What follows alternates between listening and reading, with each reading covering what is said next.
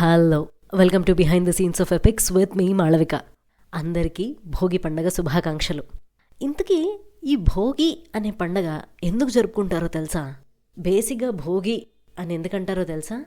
కష్టపడి అప్పటి వరకు చేసిన పనికి ఒక ఫ్రూట్ఫుల్ రిజల్ట్ వస్తుంది కాబట్టి దట్ ఈస్ కాల్డ్ భోగి అనమాట. రైతులందరూ కష్టపడి పంట పండిస్తారా? ఆ రోజే పంట చేతికి వస్తుందా? కాబట్టి వాళ్ళు హ్యాపీగా ఉంటారా? ఒకటా. రెండు, అప్పటి వరకు దక్షిణాయనం నడుస్తుంది. ఉపాసనని, పూజలని, వ్రతాలని ఎంతోమంది ఎన్నెన్నో పూజలు చేసుంటారు. సో ఆ పూజకి ఒక మంచి ఫలితం దక్కుతుంది అని నమ్ముతారు కాబట్టి. అండ్ ఇంకో విషయం తెలుసా? ప్రతి పండగకి ఒక డెఫినెట్ డేట్ ఉంటుంది. కృష్ణాష్టమి, ఓకే, అష్టమి రోజు. రామనవమి, నవమి రోజు. భోగి అన్న ఒక్కదానికే there is no definite date.